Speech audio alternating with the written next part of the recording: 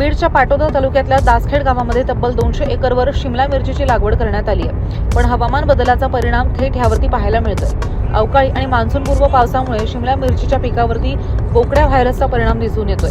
त्यामुळे 80% पिकाचं नुकसान झालंय.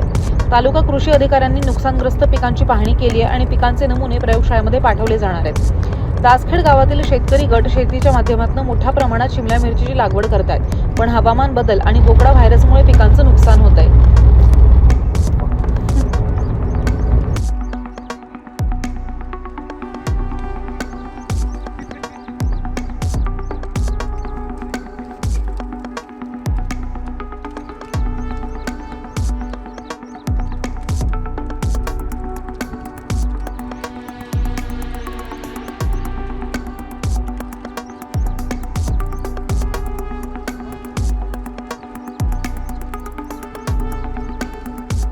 शेतकऱ्यांचा तक्रार आली होती की मोठ्या प्रमाणावर मिरचीवर व्हायरसचा रोग पडलेला आहे. त्यानुसार आज आम्ही फील्डला व्हिजिट केल्यानंतर असं लक्षात आलं की वातावरणाचा बदल आणि इतर गोष्टींमुळं रोग पडलेला आहे. 70-80% प्रमाणात नुकसान झालेलं आहे. यानंतर आम्ही बाकीचे पण फील्ड व्हिजिट करणार आहोत. शेतकऱ्यांचे खरेदी बिल, त्याच्यानंतरून त्यांचा 7/12 उतारा, त्यांचा तक्रारीचा अर्ज घेऊन आम्ही हा आमच्या तालुकास्तरीय कमिटीपुढे मांडणार आहे. त्यानंतरून विद्यापीठाच्या सायंटिस्टची एक टीम येईल व त्यानंतर त्यांची पाहणी होईल व त्यानंतरून ते निष्कर्ष देतील. त्यानुसार पुढील योग्य कारवाई होईल. गावामध्ये 150 ते 200 एकर लागवड आहे शिमलाची. तर हा रोग म्हणजे रोपं वगैरे लावले आम्ही. म्हणजे आम्ही गेल्या वर्षी असं समजलं होतं की आता गेल्या वर्षी आला आहे हा रोग, पण आता ह्या वर्षी कमी होईल.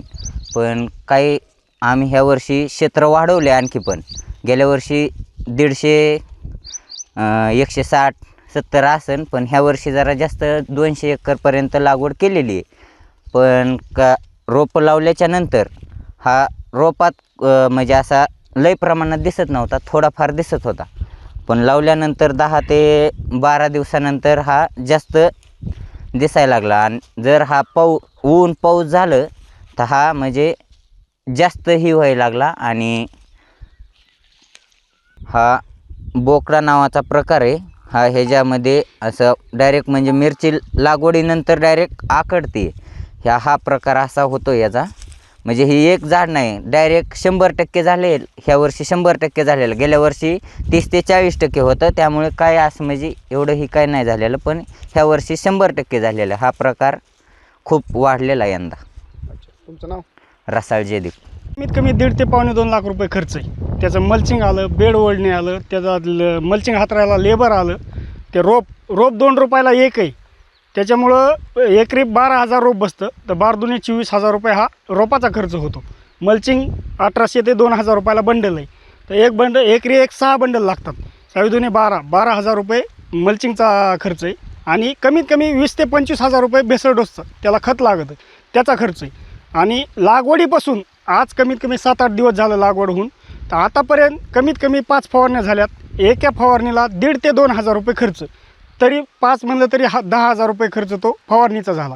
म्हणजे असा मिळून आतापर्यंत कमीत कमी 1.5 ते पावणे 2 लाख रुपये खर्च झालेला आहे.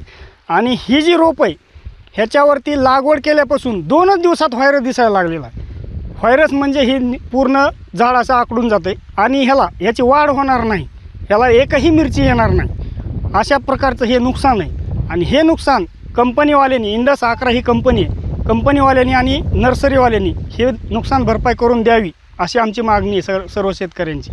तर नाही दिली तर आम्ही ही रीतसर कलेक्टर ऑफिसला जाऊन किंवा कुठेही याची कारवाई करणार आहोत.